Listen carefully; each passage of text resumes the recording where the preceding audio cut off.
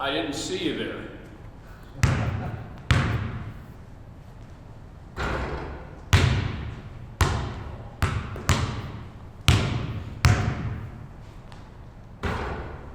Oh, you're still there.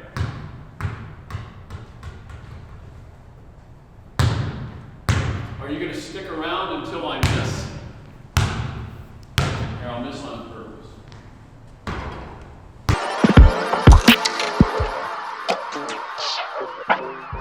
Peyton Manning has accepted the All-In Challenge with a round of golf and dinner being auctioned off for charity. The winner and two friends will play a round of golf with the two-time Super Bowl champ, followed by dinner with 10 of their closest friends.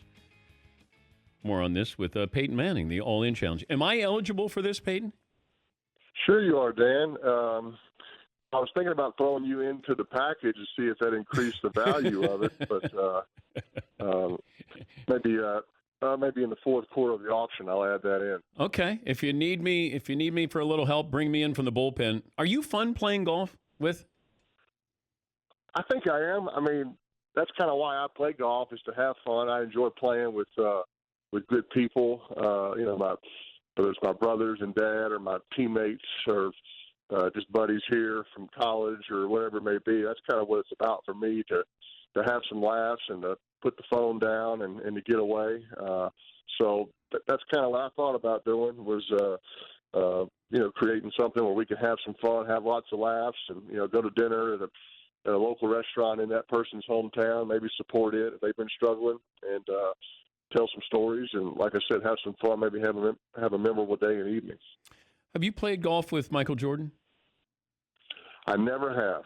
I know how much he loves to play, but I've never gotten the chance to play with him. I remember I saw Michael Jordan at with two things. The first time I did a commercial, really ever, kind of a national commercial, was after my second season in the NFL. We'd had a good year with the Colts, so I did a commercial with Michael Jordan for Gatorade. And what I remember was, it was the first time I was introduced to what a double was, what kind of your double for the commercial was. Somebody to stand in, somebody that was the same height as you, kind of had a similar look.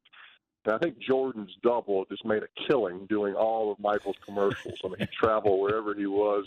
And he did kind of look like him. And I remember I'd get there, they go, "Oh, Peyton, your double's hair is a little shorter than yours. Do you mind if we cut your hair to match your double?" And I was like, "Isn't it supposed to work the other way around? Like the double match me? Like, would you tell Jordan to shave his mustache to match the double?" So that's kind of what I knew Michael Jordan was, who he was, and I was a little further down the ladder. But I remember when we won the Super Bowl in Indianapolis, I saw Michael at a golf tournament in Charlotte, and I was I guess I'd kind of gotten used to hearing sort of congratulations, great job. You're kind of on that circuit. I remember seeing Michael Jordan. He said, "Hey, Peyton, congratulations. You got a long way to catch up to me to get this championship." Thank you, Michael. Thank you very much. I thought he would hold up, one hand like five, like you're five behind him. Right. He may have, but he made it very clear, so it kept me humble, which was a good thing. But the difference between, like, you played golf with Tiger, right? I have. Okay, yes. But that competitiveness, and Mike, I don't know how people turn it on and off, the competitiveness. When you play with Tiger, is he competitive? Well, I mean, it's the odds are kind of stacked against me. He doesn't. The times I play with Tiger, he doesn't really like to give shots, and so he'd say, like, "What's your handicap?" And I was like, "I don't know. I'm a 9." He's like, "I'll give you 9 shots." And I'm like, "But you're not a 0." He's like, "Yes, I am." I'm like, "No, you're not. You're like a +7 right now. So I'll take 16." And he's like, "No, I'll give you 9." I'm like, "Well, this is not, So I mean, we can never get it figured out on the first tee, so therefore it really wasn't much of a match. We're talking to Peyton Manning, the All-In Challenge. Give people more details on this and some other people involved in this. By the way, I saw where your brother's giving away the Corvette that he won at the Super Bowl when he was the MVP. I have the card, Peyton, that says Eli, because I presented that to him. I was telling you the story, last week. Right. I don't know if the person bidding on that wants the actual card that says Eli Manning, you've just won this. You're the MVP of the Super Bowl. But if absolutely. Okay, because absolutely that should be in it. Yeah, let's. Okay. I'll figure out how to get that to Eli because Eli's going to present the car to the actual winner. So yeah. I just hope the winner is like in Seattle, Washington. Eli has to travel all the way out there and pay for the shipping out there. You know, I mean, I think he thinks it's going to be in New York somewhere. You know, some big Giants fan, but there's lots of Giants fans in Seattle too, I think. So, how about Hawaii? Yeah, no, exactly. It's in the United States, so Hawaii's in play. But yeah, you know, I guess when you got 2 Super Bowl MVP cars, you can give one away. But that's pretty cool for Eli to do that and to give it away in person. And the All-In Challenge, Dan, it's put on by Fanatics. It's just, you know, it's inspired by the Ice Bucket Challenge a couple of years ago by J.J. Watt's kind of fund he set up for the hurricane in Houston, and just a chance for people all over the world to contribute and to participate in kind of a fun event. Either there's raffle items, there's a chance to be on a Leonardo DiCaprio movie. You can buy a raffle ticket for $10, and you might win. The more raffle tickets you buy, maybe the better chance you have to win. Or there's kind of pure auction items, sort of behind the ropes experiences. I think Tom Brady's offering dinner with him after their first game with the Bucs and his game used jersey and cleats from that game. Eli's doing the car. I'm doing golf. It's a chance for athletes and actors to kind of offer behind the ropes experiences for people all over the world to bid on and contribute. All the money's going to hunger programs to feed kids who aren't getting fed properly, to feed people who are out of work that need food, to provide meals to frontline workers via restaurants that need support. So it's a win-win all the way around, and a lot of people hurting out there, as you know, and so the more support we can give, the better off we'll be. How do you think social media, these mock drafts, would handle you coming out of Tennessee when you did, if it was happening now? I tell you, that's something everybody kind of needs to get ready for coming out. And of course, there wasn't social media then, but I remember somebody telling me, "Hey, look, just so you know, you're about to get picked on and kind of broken down during this pre-draft process. That's just what they do. Is they sort of point out all your weaknesses and tell you the things that you can't do." And I remember for me, kind of the buzzword was he doesn't have any upside. I was like, no upside? I'm 21 years old. I mean, I have to have a little upside. I mean, you know, my neck might get a little longer. I mean, that's going to grow. And I think I probably could get a little faster and quicker because the bar's pretty low and I can put on some weight. So I don't know. That's just part of it, I think. That's the norm. And, of course, there's so many outlets now, and the last thing we need is another draft analyst. I mean, I thought Mel Kiper always done the best job, and now he's got there's 50 other people trying to be Mel Kiper. Nobody's going to get his hair, of course, but there's a lot of analysis out there. So I think it's a relief to these players when the draft finally gets here, Dan, because then you find out where you're going to work, where you're going to live, and you can start that process right away. I remember when I got drafted in New York, I flew to Indianapolis. I got my playbook. I flew back to Knoxville. We had a little draft celebration party, and I was back in Indianapolis a couple of days later getting ready for a mini camp. Does the Wonderlic score matter? I don't really think it does. I can't remember what I did. All I remember, Eli had this incredible score. I think he had 42 or something. But I remember Eli came and spent a couple of days with me in Indianapolis before the combine. And I remember when he actually took the Wonderlic, he told me, he goes, "Peyton, the test that I was studying last night at your house was the exact test that I got for the Wonderlic, the exact test." And so he made 42, which was awesome. I think I made 23 or something. And so I'm like, that's awesome, because the tests are kind of out there. There's no doubt you're going to get there's no question, there's no guarantee you'll get the same one, but you kind of knew the sample questions. But Eli's kind of forgotten to tell that story, and all he says now is how much smarter he is, that Ole Miss people are smarter than Tennessee people. So wait, you just sold him out here. Well, it's what brothers do, right? We try to keep each other humble, and statute of limitations is up. That's exactly right. That's exactly right. I have Eli at 39 and you at 28.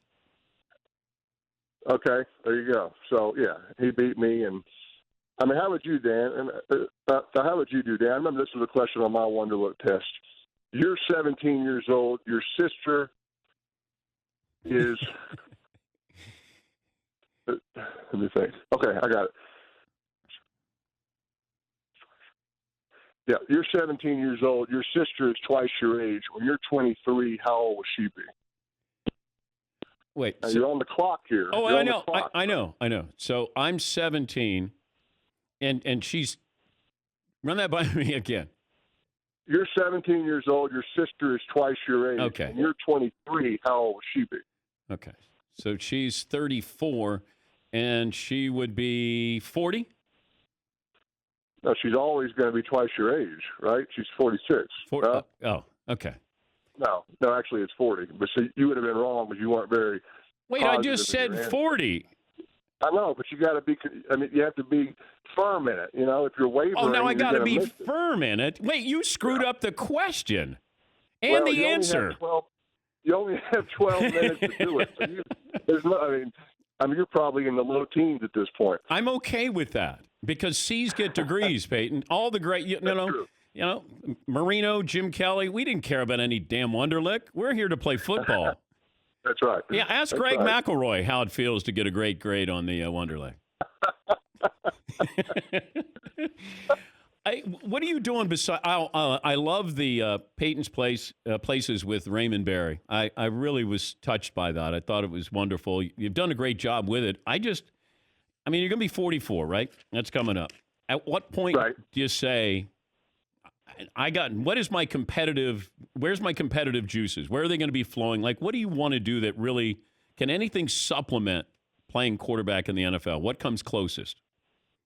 I'm not sure there is, to tell you the truth. And I think the fact that at least I've sort of identified that instead of looking for something that's going to give you that same rush of running out on the field before a game or celebrating with your teammates in the locker room, I mean, it just doesn't get any more of a high than that. And I think trying to chase that in sort of your second chapter can be a mistake. So I've tried to find little things, maybe a combination of things that still keep me stimulated, keep me interested, keep me busy, keep my kids seeing me working, whatever it is that I'm doing. So whether it's being a part of different projects with the NFL, a number of philanthropy projects, Dan, that I've been heavily involved in, and I kind of find myself competing, trying to raise more money for the cause than we did the year before.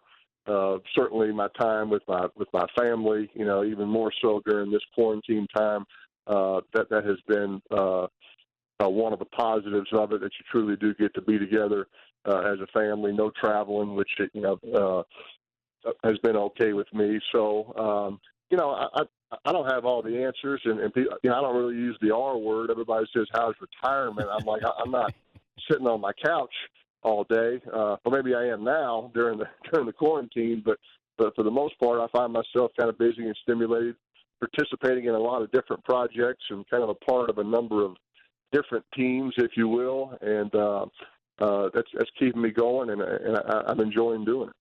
Yeah, I know that there was the Monday Night Football talk, but there'll be other jobs there. What I look forward to seeing one day, if it ever happens, is a camera behind the quarterback as he goes to the line of scrimmage, and you in real time as an analyst saying, hey, I see this. There's the Mike linebacker here. Now, you see the free safety here. This is where I would be. I'd change the play here, or this is what I would run. Like, putting us in that moment as no other quarterback has ever been able to do in real time is the fascination that I have with you as a broadcaster. You'll find you have enough jobs here and doing enough things, but I would hope one day to see you do a game in real time live and take us to the line of scrimmage. Well, I appreciate that. The challenge with broadcasting and the ones that are great at it, like Tony and Chris Collinsworth, and of course the all-time great John Madden, is to be able to share all that information in 5 seconds. Yeah. See, I could talk about a play for 2 hours, the same play. I mean, when I was watching, I was rewinding over and over again. Well, you don't have 2 hours, so I'm not sure I'd be as good at it, knowing I only have 5 seconds to talk about what a quarterback's saying at the line of scrimmage. But I'd be glad to send you like a long voice memo or a selfie video, just kind of talking through it. I'd be glad to share that with you. Okay. All right. Maybe just one play a week. You just say, here, Dan, here's your one play. There you go. That'd be it. There you go. And you could spend, an hour and a half, 2 hours on that one play and tell me everything you see there. But I think it would be great. I really would. And, maybe I am being selfish.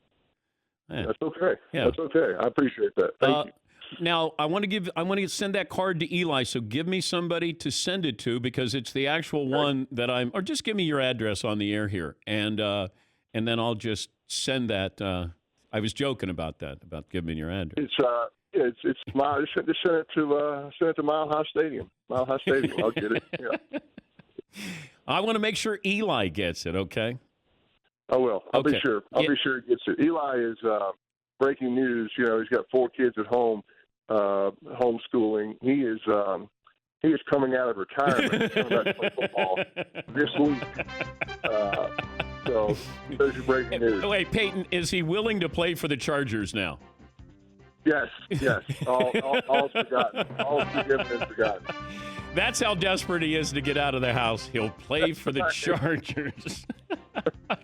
Once again, it's fanatics.com, the All-In Challenge with Peyton Manning. There's so many great opportunities there, auction items there. And Peyton, congratulations for what you've been doing. And certainly Peyton's places have been wonderful as well. Thanks, Dan. Thanks for having me on. You guys stay healthy and stay safe. That's Peyton Manning. I mentioned Tua Tagovailoa. The Wonderlic test scores came out. And at first it was reported that he had a 13. And then it was reported that was last year that he took the Wonderlic while at Alabama. And then he took it again this year and I think got a 19.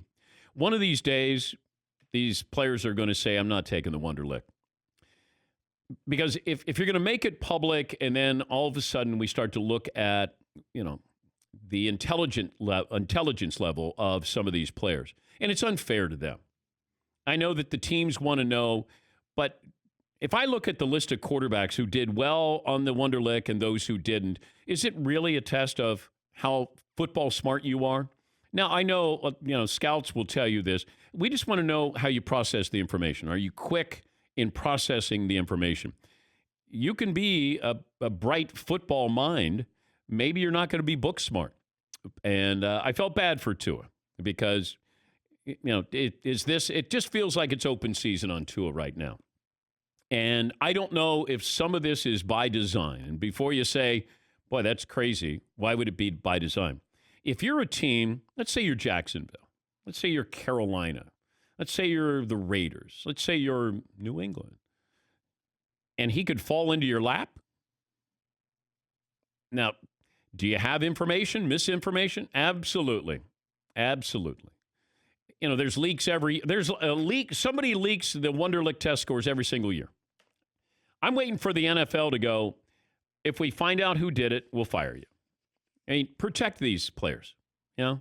Really, protect these players. We had Boomer Esiason on. Boomer was on with us last week, and I asked him about Tua and what's going on, and he kind of brought up the conspiracy theory with the Patriots. When you listen to guys like Mike Tannenbaum and Mike Lombardi just absolutely destroying Tua, you wonder if there's some sort of conspiracy thing going on between Nick Saban and Bill Belichick to get Tua up to New England, although I don't necessarily know that the Patriots have the draft capital to do it. Yeah, that's Boomer. And it just feels like there's sort of this groundswell with Tua. You had Trent Dilfer come out and tell you he's the greatest he's ever seen, and he throws better than Aaron Rodgers and Dan Marino. And Trent's working with Tua. you have this game of tennis, verbal tennis, where somebody throws out something, and then you have to have somebody who protects that or corrects it. Hey, that's not the case. Oh, he's healthier now than he's ever been. He's healthier than he was when he was at Alabama. Like all of these things. Oh, he throws the best ball I've ever seen. He's the next Drew Brees. And then you have somebody else who say, man, my source said he'll go 3 or 23. I mean, crazy, right? But that's where we are. Justin Herbert's moving up. Oh, they're not. Dolphins aren't interested in Justin Herbert. And then I checked with my source and said, no, don't be surprised if they take him. And I go, you know what happens? Once the draft is over, we move on. We don't think back to what happened leading up to the draft, where there is a system that goes on, it feels like. Every draft, change the names, but it's still, there's a guy rising, remember Jordan Love? I'm hearing the Dolphins are really interested. Now I'm hearing Jordan Love in the second round. So that's how crazy all of this is. And nobody, who's telling the truth? You don't know who's telling the truth until after the draft, and then we don't go back and revisit what some of these people said. But the Wonderlic test scores came out. If you want to find them, you can. But I did. I felt bad for some of these quarterbacks when that information got out. And if I had a client, and he didn't want to take it or just didn't feel like it was appropriate, I mean, what is the upside? All right, if you run a 4.5 40 and you're a quarterback, I'm interested. If you get a 44 on the Wonderlic, I'll go, all right, great. There are guys who are unbelievable taking tests. SAT, they're unbelievable. I mean, Greg McElroy is unbelievable. He's thrown as many touchdown passes as I have in the NFL as of late. He's a broadcaster. You can be smart. Ryan Fitzpatrick is smart, but there are times you watch him on Sunday and go, boy, that was a dumb move, right? But maybe they should do away with this. Each team should have something that they want to use for their respective draft picks, not an overall test here, because I do think it unfairly singles out some of these players. As we make way for one of the great shooters of all time, Hall of Famer Reggie Miller. Did you watch last night? I did. Reluctantly, yes, I watched. I will say this. If I was not coming on the show this morning, I doubt I would have watched last night. Not saying I would not have watched, let's say, today at some point, but I probably would not have watched last night because... It's a homework assignment. It was. Because I wanted to know, follow along what you were going to ask me, but also I don't want people to think, why is he hating? I'm not hating because it's more out of hurtful respect. Because for those of us who were called by Central Casting to be in this movie versus the Bulls in the 90s, we lived it. I lived it. So I don't need to actually see it. Now, there were some things that, because they had a camera crew following them, there were certain things that you did not know because, Jordan's been sitting on this footage for, 25, 30 years. You did not know. But for those of us who actually lived it and played against him and were, trying to compete with them, I didn't need to watch the doc to know. It brought back a lot of those good and bad memories of going against that dude. Were you interviewed for this? Again, reluctantly, yes. I tried to fight it. I actually did. I didn't want to do it. You know that Michael had to approve everybody who was going to be interviewed, and so he had to approve that you were correct. Right? Correct. Yeah. Correct, and I wasn't going to do it, and I fought it, and I wasn't going to do it, and I had everyone from the league office saying, you need to be a part of this, and everyone at Turner telling me I needed to be a part of this. I was like, no, go, no, I don't need to be a part of it. And then I was like, look, maybe it was a healing part of it, too, to talk about, I don't want people to think that it was some big rivalry because a rivalry to me is we are on equal footing. I was never on equal footing with MJ, okay? But I loved the battles. And I know a lot of players that I played against, they would bow down to him. And that just was not going to be me. It was not in my nature to do that. So maybe I was hard-headed. Maybe I should have bowed down to him. But it was good to talk about it in some of those times to help myself move on, Theodore. Yeah, I'm surprised to hear that. That maybe you needed to move on. It was cathartic in a way. Like you've been holding you may not have liked him, but you certainly respected him. But did you learn anything new about this as you went through the process? Well, it's funny because on this show, you and I, since I think I've been on the show 5, 6, 7 years, maybe even longer, and I've stated he is the GOAT. He's the greatest player of all time. I mince no words about that. I talked about him and Kobe, and him and LeBron. To me, they're not even in the same breath or league. But it's funny, when you hear about the whole Jerry Krause and blowing up the team, people need to understand he put the team together too.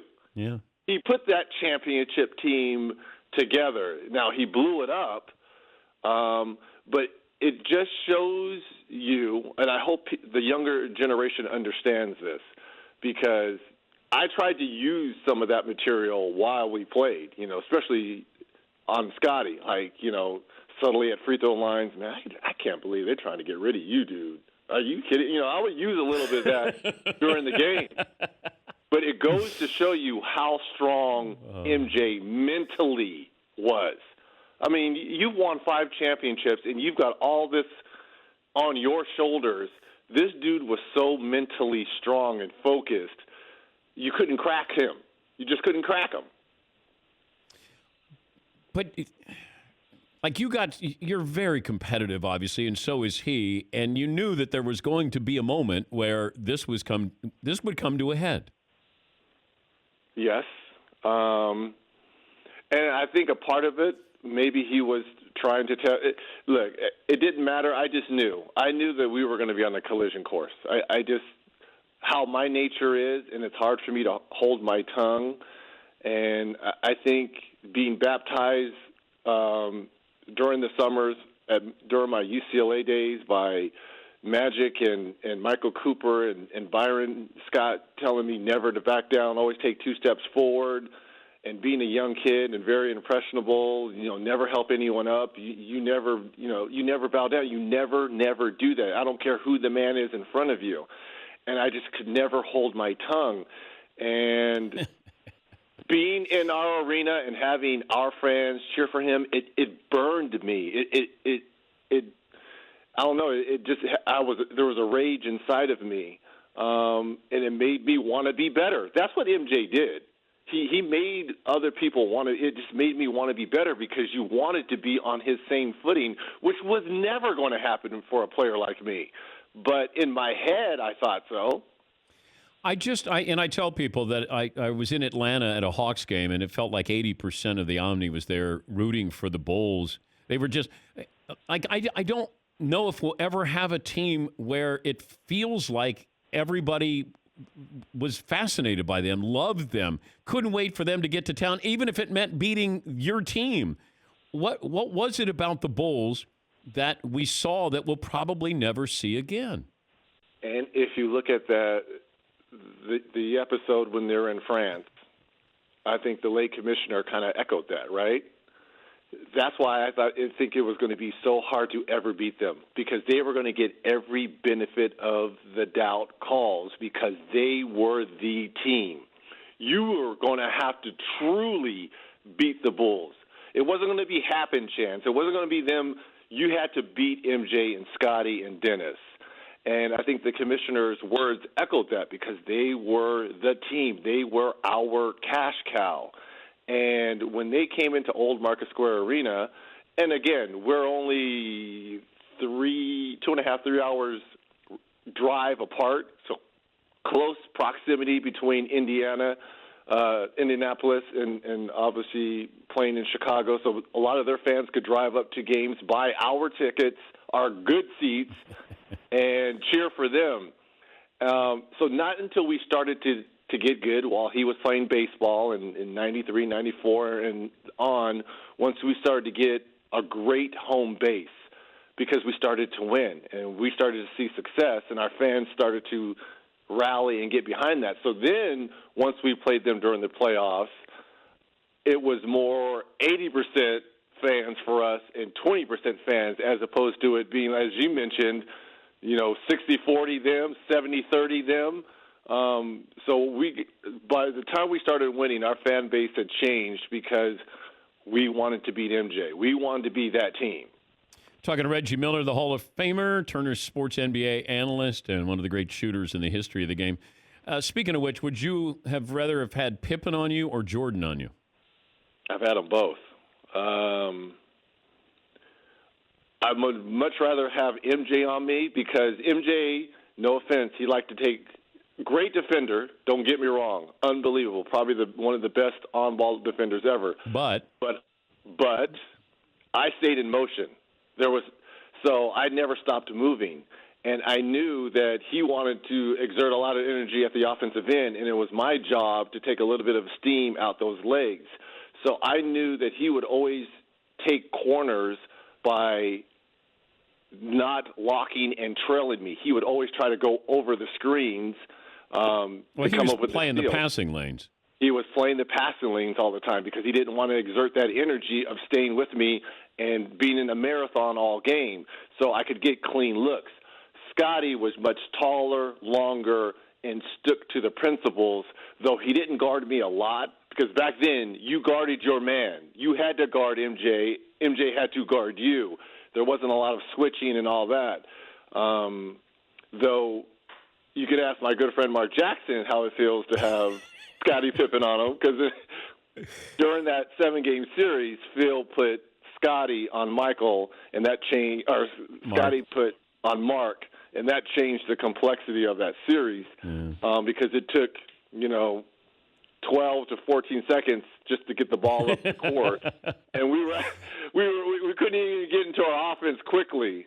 So that would be a better question for Mark Jackson than it would be for me. When you first heard that Michael was going to leave and go play baseball, what was your reaction? Ding dong, the witch is dead, the witch is dead, the witch is dead. I was shocked.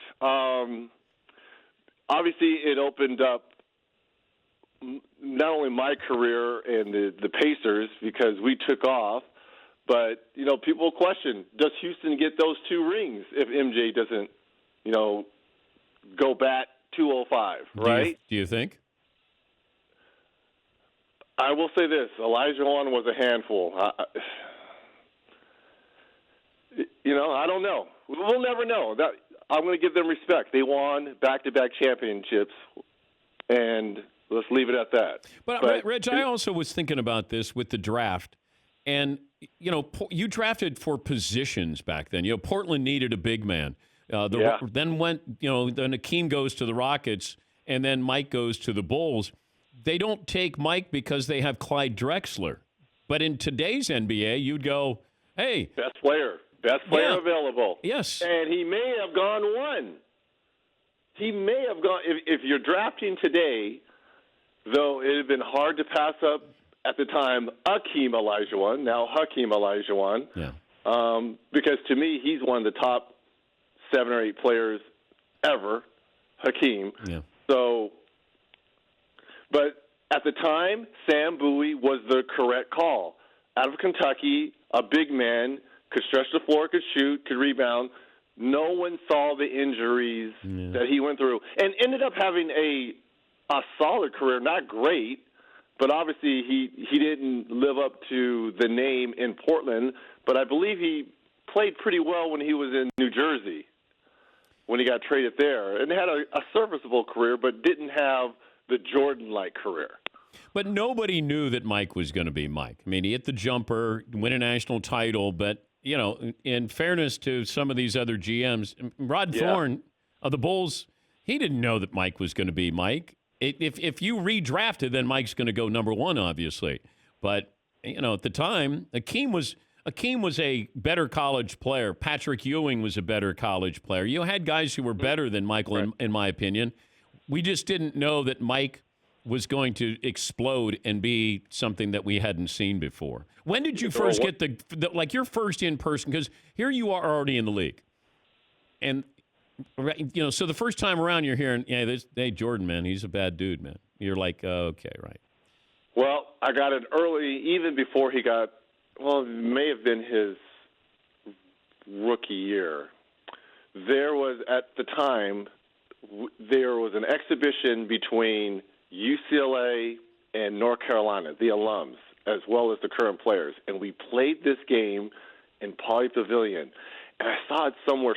Someone has footage of this. And this was the actual first time that I got a chance to go against him. And I believe I was still a senior at UCLA. And it might have been his first or second year in the league. And I remember Kenny Smith being there and a lot of the Carolina greats versus the UCLA greats, old and new. And having a chance to, lock horns with him. And I remember Coach Hazard was coaching our team, and he just kept putting me on him. Go at him, go at him, go at him. And I was like, I don't know if I want to go at him. But you knew. And it's funny because you and I, we know MJ intimately. And it's funny looking at some of those old clips right when he was drafted and hearing him, because he didn't know. He was like, I hope to come in and, change the complexity of the Bull. Like how he talks now and how he talked then, because as you mentioned, no one knew. No one knew, and he didn't know.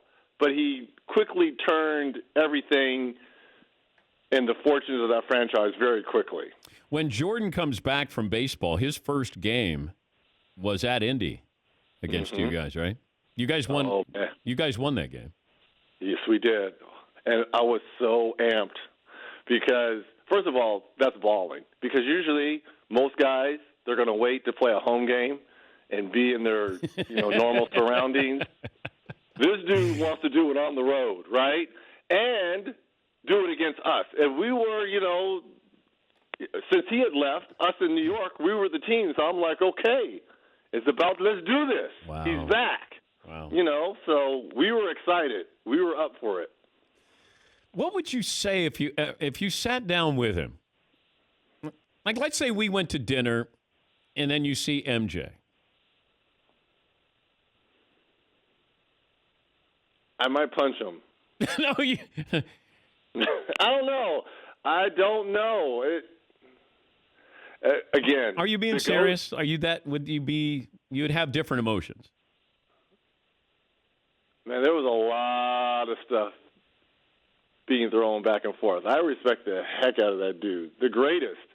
I mean, he's the greatest, but. But what's the one thing he said that you can't let go? Can you tell me? It's not so. It's just. It just hurts because when you feel. I just felt we should have ended them in '97, that season. The one that, they had the crew. I felt we were the better team. And it just pains me and hurts. It hurts me. So it's not so much bitter or animosity towards him. But he didn't say things to you, did he?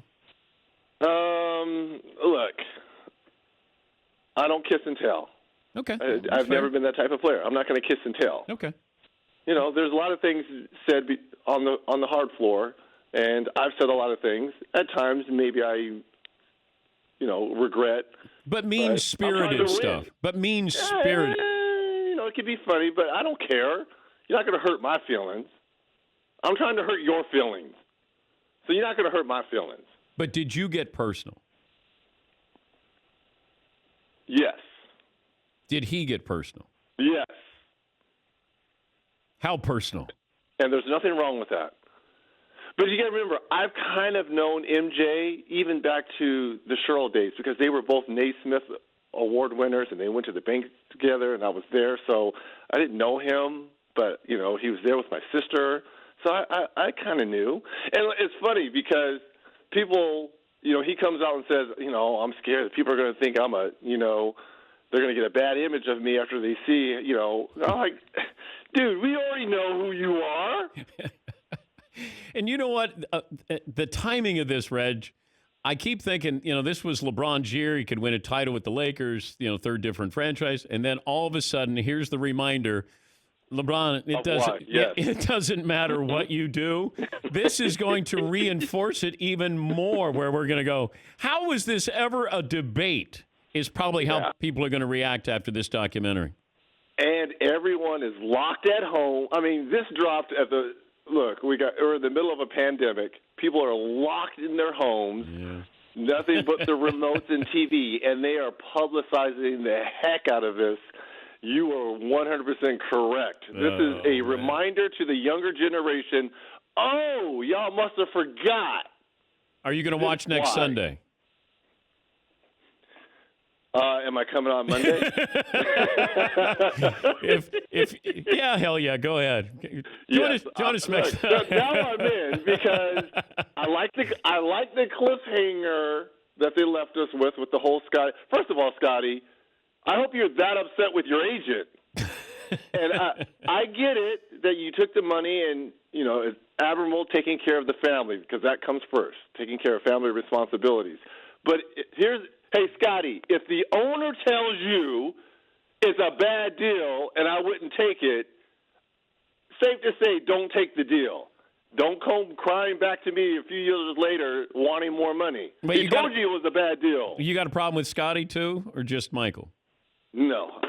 I love Scotty. Okay. And Rodman, you okay with Rodman? Absolutely love Rod. I love MJ. I do. Yeah, but you could punch him. But you could punch him. You wouldn't punch Kukoc or Rodman. No, I would not punch Rodman, and I would not punch, because Scotty and I are the same draft, and we were on the '96 Olympic team. Nothing but love for Scotty. I have nothing but love for MJ. It's just two guards, shooting guards. We're locked up. We're holding. We're hitting. We're punching, and we're just talking to one another. No, this is what made you who you are. That you didn't. He deep down, and I don't know what he says in the documentary, but if you didn't walk towards him, then I think he would disrespect you. I think the fact that you did it. I think he's still probably going to disrespect. I don't know what he said about me. I don't know how they framed it. But he's not going to be like Isaiah, though. Nor do I care. I'm just letting people know. Nor do I care what he said about me, if it's good or bad. What about Isaiah, man? He's still that'll never go. His feelings or lack thereof of Isaiah. That's real. And vice versa, I'm guessing. That's real. That's real. Man. But it was fun, wasn't it? Theodore, you and I were in the middle of it. I was knee deep in that, man. We loved it. Knee deep in that. Everyone now, buddy. Hey, let's go. Hey, let's play AAU together. Come on, man. Be on my Instagram, FaceTime chat. Come on, dude. Let's hang out. You think I'm trying to get MJ on an Instagram Live? Are you kidding me? Come on, man. Talk to you soon. I love you, brother. I love you, Theodore. My best to the family. Yeah, I know. I know the Danettes are all spread out. I miss you, Danettes. I miss being on this show, man. I miss you, man. We'll talk soon. Thank you, Reg. You got it. That's Reggie Aloysius Miller Jr. III. Fritzy, what'd you learn today? Reggie Miller shocked and thrilled to hear MJ was stepping away from hoops for a while to play baseball. Yeah. Ding dong, the witch is dead. Nick Levin? Peyton basically said Eli cheated on the Wonderlic. No, he said his brother did cheat. Seton? Reggie still has some healing to do, clearly. Yes, he does. Paulie? Eli's coming back. Yeah, he's got 4 kids at home. He's got to get out of the house. What we learned brought to you by LegalZoom. Take care of your family today. The right estate plan at LegalZoom.com. Thanks for joining us. We'll do it again tomorrow here on The Dan Patrick Show.